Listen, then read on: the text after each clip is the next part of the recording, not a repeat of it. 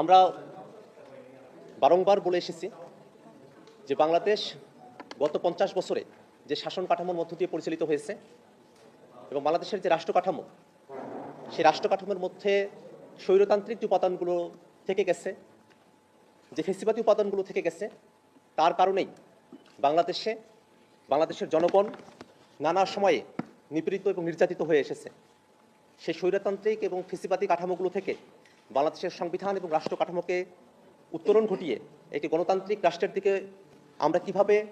নিজেদেরকে সামিল করতে পারি, সেই প্রচেষ্টার জায়গা থেকে বাংলাদেশের আপামর ছাত্র জনতা 24 জুলাই অভ্যুত্থানে তারা জীবন দিয়েছেন।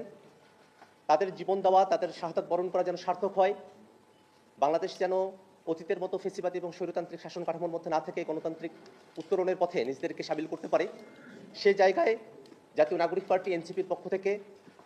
মৌলিক সংস্কারের কিছু প্রস্তাবনা আমরা আজকে হাজির করেছি। মৌলিক সংস্কার বলতে শুধুমাত্র নির্বাচনী কোনো ব্যবস্থার সংস্কার নয়, বা আসন ভিত্তিক 2/3 সংখ্যাগরিষ্ঠতার ভিত্তিতে সংবিধান সংস্কারের মতো বিষয়গুলোকে আমরা মৌলিক সংস্কার বলে মনে করি না, বরং ক্ষমতার ভারসাম্য, জবাবদিহিতা এবং বিকেন্দ্রীকরণ, এই 3 বিষয়কে অর্জন করাই হচ্ছে মৌলিক সংস্কারের মূল ভিত্তি। সেই মৌলিক সংস্কারের মূল ভিত্তিগুলোকে যদি আমরা অর্জন করতে চাই, সেক্ষেত্রে সাংবিধানিক এবং রাষ্ট্রীয় যে কাঠামো আছে সেখানে কিভাবে স্বৈরতান্ত্রিক এবং ফেসিবাদী যে উপাদানগুলো আছে সেগুলো থেকে আমরা মুক্ত হতে পারি, একই সাথে আমাদের সাংবিধানিক যে পদগুলো আছে সেগুলোতে নিয়োগের ক্ষেত্রে দলীয়করণের বাইরে এসে কিভাবে